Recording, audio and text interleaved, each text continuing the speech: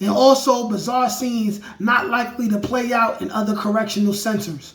One man awaiting trial in August grabbed keys from a correction officer, freed another detainee, and then used a knife to slash the guard's face and neck. Bleeding from his wounds, the jailer escaped by locking himself in his attacker's cell. Like the what it do, sitting with the crew, I had to get some food. I see you looking like you do. Had to make a move. Still I gotta grow in a Jimmy Choo's. Break the rules, nigga not a fool, but I'm in the mood. What's up, y'all? State Almighty, aka the Global Dark Skinny Ambassador, aka Mr. Rikers Island reporter himself, back with another Rikers Island story, man. I came across a very interesting article, right, from the New York Times, and it's titled, Inside Rikers Island, Dysfunction, Lawlessness, and Detainees in Control. The reason why I'm going to read this article is because it's a whole lot going on, and this is just going into detail about all the things that are going on within Rikers Island and how COVID-19 basically put the nail in the coffin. You know what I'm saying? During a trying time where a lot of people were dying, a lot of people getting sick, the domino effect and the effects that this has had on all jails, period. But me being from New York and me being somebody who's went to Rikers Island and knew that the conditions were already inhumane before this, I just want to give you guys a little more insight into the situation. If you're a young person watching this, this is to motivate you, right? To get your life together. Worry about getting the bag, not chasing the bag, because think about that terminology. Worry about getting the bag, making the bag come to you, earning that bag, right? Worry about the chicks, because when you go to Rikers Island, when you go to county, when you go to prison, ain't no chicks there. At least not the chicks that was born chicks. Do what you gotta do, man, you know what I'm saying, to keep your head above water.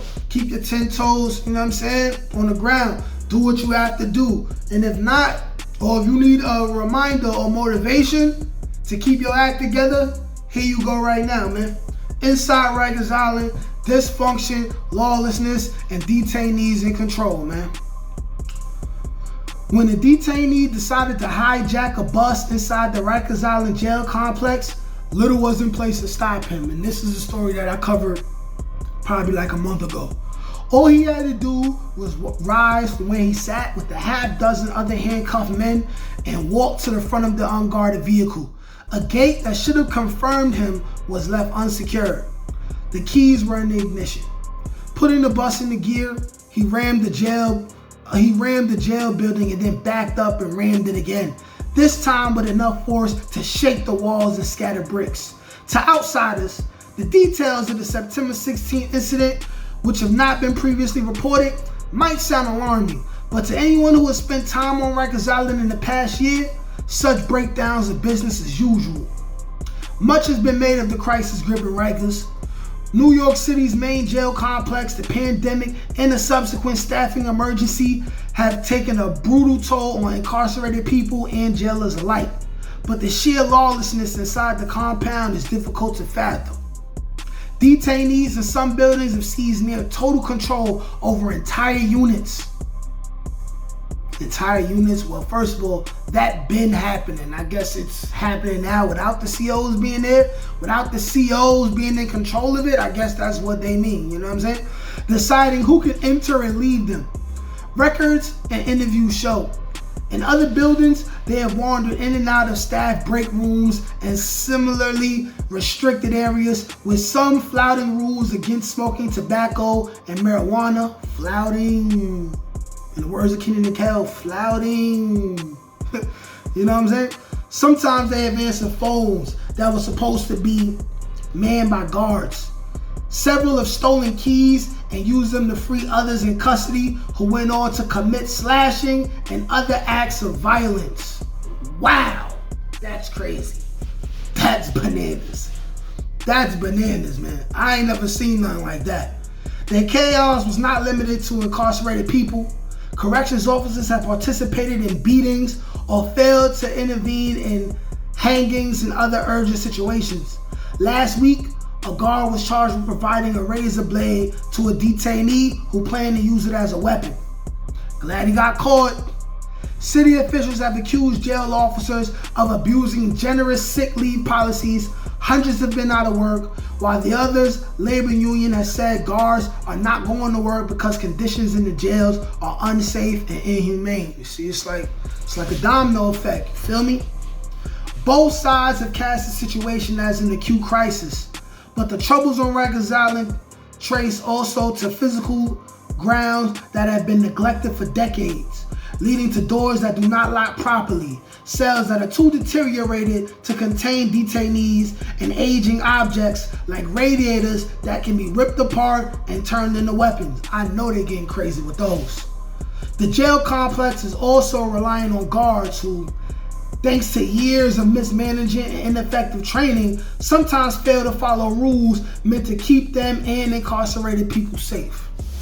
The result has been a steady tale of violence and dysfunction, and also bizarre scenes not likely to play out in other correctional centers. One man awaiting trial in August grabbed keys from a correction officer, freed another detainee, and then used a knife to slash the guard's face and neck. Bleeding from his wounds, the jailer escaped by locking himself in his attacker's cell.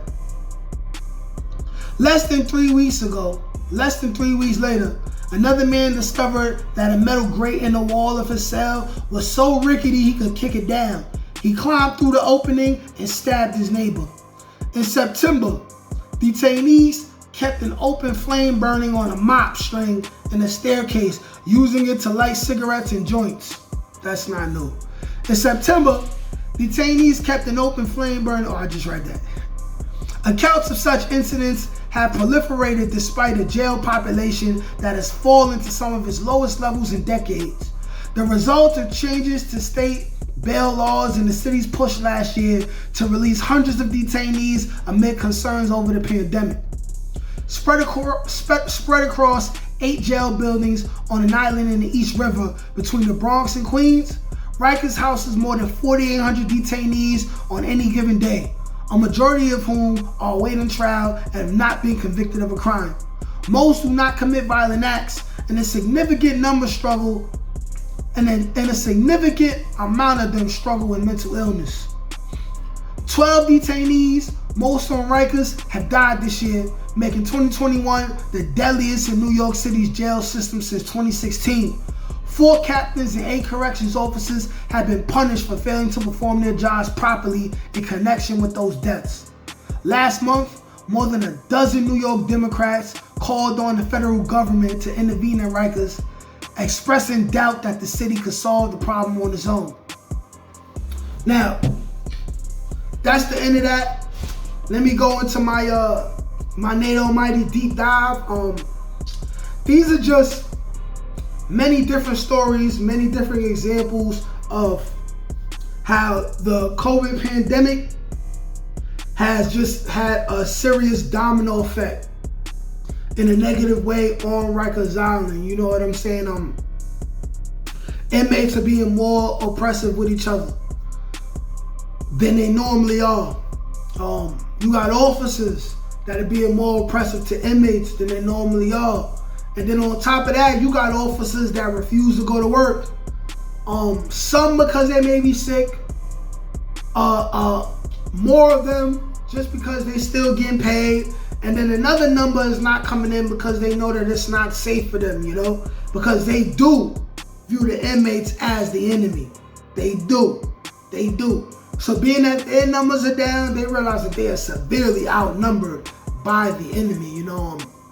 The most dangerous people walking Rikers Island have to be the women, have to be the female COs, the female wardens. It's just a real messed up situation. Like I always say, I'm gonna make a video and I'm going to explain my blueprint on what I think could be done that could fix the dangerous, corrupt, and oppressive culture of Rikers Island. That video is coming real soon. I'm gonna end this story here, but I just want to say thank you all for subscribing to my channel, watching my content. Anyone have any video topic suggestions? Anybody want me to review anything? Is there any topic that anybody wants me to speak on? Let me know. You know, I do this for y'all. I wouldn't be anything without y'all. Thank y'all. Peace.